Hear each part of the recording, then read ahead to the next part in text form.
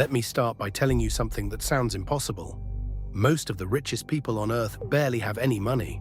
Not in the way you and I have money. When you hear that Elon Musk is worth $400 billion, you probably picture a vault, a swimming pool of cash, an account with a comma every few digits. But that's not how it works up here. Almost none of it is cash. It's stock, it's shares, it's ownership locked inside companies.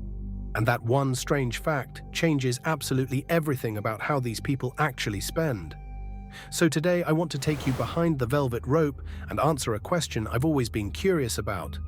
When you have more money than you could ever count, where does it all go?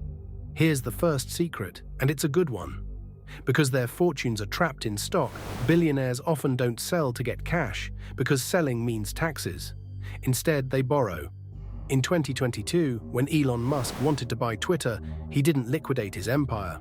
He borrowed roughly $6.25 billion against his Tesla shares, using stock he already owned as collateral. The bankers call this quiet little trick buy, borrow, die, and it's the engine underneath almost everything you're about to see. You buy assets, you borrow against them at rock-bottom rates instead of selling, and you never trigger the tax bill. And it works spectacularly. A ProPublica investigation into secret IRS records found that the 25 richest Americans saw their combined worth rise by $401 billion over 5 years, yet paid a true tax rate of just 3.4%. For Warren Buffett, by ProPublica's math, that rate was around 0.1%. So keep that in your back pocket as we climb, because every purchase from here up is really being funded by loans against a mountain of stock that never gets touched. Now let me show you where the money actually goes. Let's start at the bottom, because the bottom will surprise you. The day-to-day life of a billionaire is often shockingly ordinary. Take Warren Buffett, worth well over $100 billion.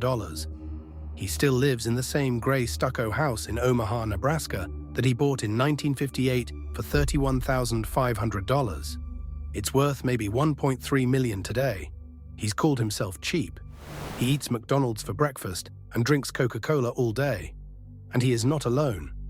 Plenty of the ultra-rich drive normal cars and wear cheap watches, because when you already own everything, buying more stuff stops being interesting. But that's the flaw. Let me take you up a level, because this is where it starts to get outrageous. The first thing serious money buys is a trophy home. And not just a house, a piece of history. In 2020, Jeff Bezos paid $165 million for the Warner estate in Beverly Hills, buying it from entertainment mogul David Geffen. It was, at the time, the most expensive home sale in California history. 9.5 acres of manicured grounds wrapped around a neo-Georgian mansion originally built by Jack Warner of Warner Brothers, and Bezos isn't even the record holder. That title belongs to hedge fund billionaire Ken Griffin, who in 2019 paid $238 million for a 4-floor, 24,000-square-foot penthouse at 220 Central Park South in Manhattan. It is still the most expensive home ever sold in the United States. And here's a detail I love. For tax purposes, the city of New York valued that same penthouse at just $9.4 million, a rounding error next to what he actually paid. But here's the thing to understand about billionaire real estate. It's rarely just one house, it's a collection. A place in Beverly Hills, an apartment in Manhattan, a compound in Hawaii, a ranch out west. To the very rich, houses aren't places to live. They're trophies and stores of value, scattered around the world like pins on a map. But a house stays put, and the truly restless want their palace to move, so they buy a yacht. And nothing on this list bleeds money quite like a super yacht. Look at Jeff Bezos again. His sailing yacht, Kourou, was built in the Netherlands and reportedly cost at least $500 million. At 127 meters, it's the tallest sailing yacht in the world, roughly the size of 2 Airbus A380s laid end to end. But the purchase price is only the beginning. Industry estimates put the running costs of a yacht like this at around $30 million a year, just to keep it crewed, fueled, and floating. That's the golden rule of the sea. A super yacht costs about 10% of its price every single year to simply exist. It is, without question, the single most expensive object a private person can own. And by 2026, even Bezos put Kourou up for sale. And a yacht only moves you across the water. A private jet moves you across the entire world. And at this level, a top-of-the-line Gulfstream G650 runs around $70 million. To a billionaire, a flight across the Atlantic is about as remarkable as hailing a taxi. Now we climb into rarer air, into things you can hang on a wall, because at a certain point, the rich stop buying comfort and start buying masterpieces, and the numbers become genuinely dizzying. Hedge fund billionaire Ken Griffin is the perfect example. In 2016, he paid $500 million for just 2 paintings from that same David Geffen, $300 million for a Willem de Kooning called Interchange, which made it the most expensive painting ever sold, and $200 million for a Jackson Pollock. Think about that. $500 million for 2 rectangles of canvas. And Griffin was just getting started. In 2021, he paid $43.2 million for a rare first printing copy of the United States Constitution, outbidding a crowd of 17,000 crypto investors who had pooled their money to try and win it. But even Griffin doesn't hold the crown. That belongs to Leonardo da Vinci's Salvator Mundi, which sold in 2017 for $450 million, the most expensive painting in history. The buyer, later revealed, was Saudi Arabia's crown prince, Mohammed bin Salman.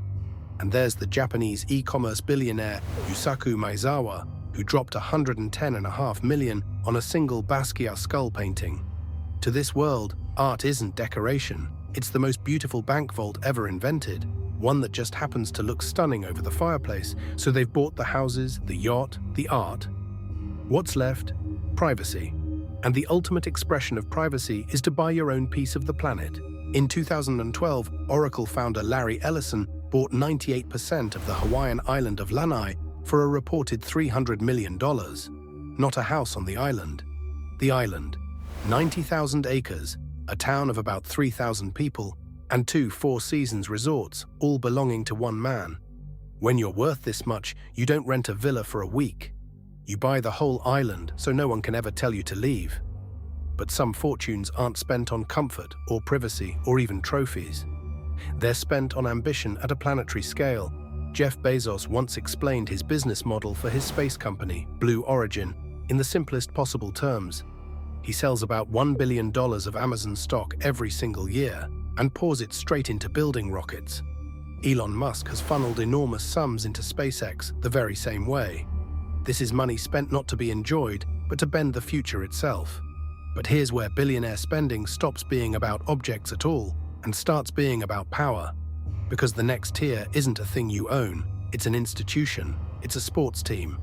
When Steve Ballmer, the former CEO of Microsoft, bought the Los Angeles Clippers in 2014, he paid $2 billion, a record for an NBA team at the time. Then he spent well over $1 billion more building the Clippers their own arena, the Intuit Dome.